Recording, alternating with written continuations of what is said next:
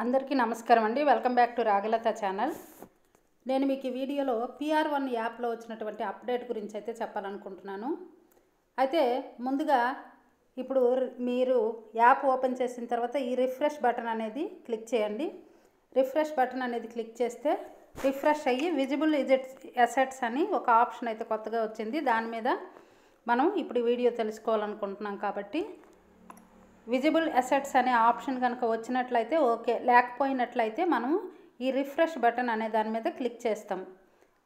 Click చేస్తే మనకి app అనేది ఇలా రిఫ్రెష్ అవుతుంది. రిఫ్రెష్ అయిన తర్వాత విజిబుల్ అసెట్స్ అనే ఆప్షన్ అనేది కనపడడం జరుగుతుంది. అయితే దాని మీద క్లిక్ చేసినట్లయితే మనకి అసెట్స్ మన పంచాయతీలో, గ్రామ పంచాయతీల్లో ఏ అసెట్స్ అయితే క్రియేట్ చేయాలనుకుంటున్నామో, అంటే ఏ వర్క్స్, క్యాపిటల్ వర్క్స్ ఏవైతే చేయాలనుకుంటున్నామో అవి ఇప్పుడు ఇందులో ఎంటర్ చేయాల్సిన అవసరం అయితే ఉంటుందన్నమాట.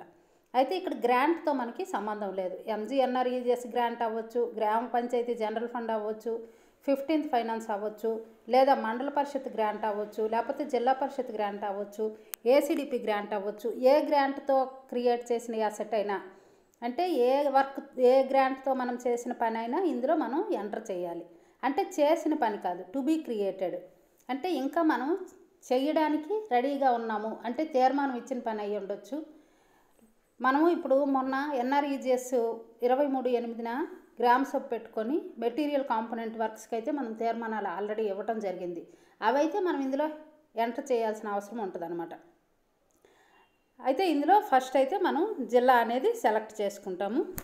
జిల్లా అనేది సెలెక్ట్ చేసుకొని మండలం అనేది సెలెక్ట్ చేసుకుంటాం.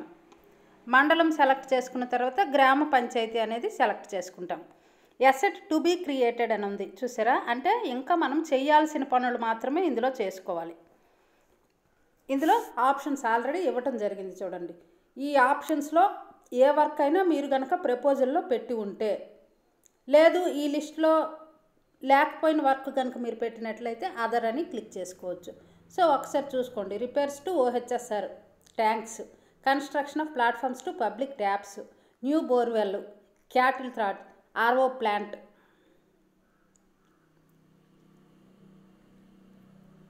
Community sanitary complex, women toilets, dumpsters, construction of earth and gravel roads, maintenance of roads, construction of new market sheds, ఇలాగా మనకి వర్క్స్ లిస్ట్ అయితే ఇవ్వటం జరిగింది. ఈ వర్క్స్ లిస్ట్లో ఉన్న వర్క్ కనుక మీరు ప్రపోజ్ చేసినట్లయితే, తీర్మానం ఇచ్చినట్లయితే ఈ వర్క్ సేమ్ సెలెక్ట్ చేసుకుంటారు.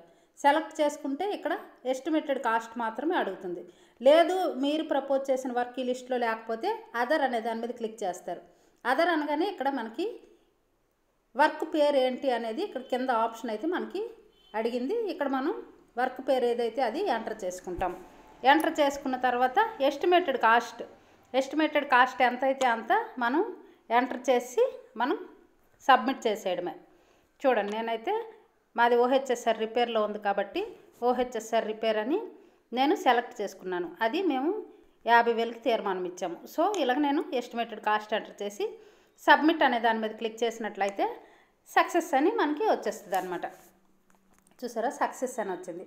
ఇది ప్రాసెస్. అయితే ఆల్రెడీ అయిపోయిన వర్క్స్ పెట్టిన కంటే టు బీ క్రియేటెడ్ ఏవైతే ఉన్నాయో అవి కరెక్ట్గా మనకి, అంటే మనం చేయడానికి వీలైన వర్క్స్, మనం తీర్మానం ఇచ్చిన వర్క్స్ మాత్రమే పెట్టండి. ఎందుకంటే కొన్ని రోజులు అయిపోయిన తర్వాత మళ్ళీ ఒక ఆప్షన్ ఇస్తారు.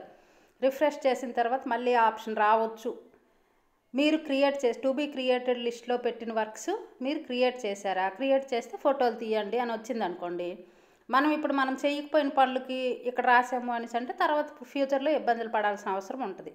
సో ఇప్పుడు మీ పంచాయతీలో ఏవైతే మనం తీర్మానం ఇచ్చిన వర్క్స్ చేయడానికి రెడీగా ఉన్నాయో అవి ఇక్కడ టు బీ క్రియేటెడ్లో ఎంటర్ చేసేసుకోవడమే. ఓకే అండి, థ్యాంక్ యూ ఫర్ వాచింగ్.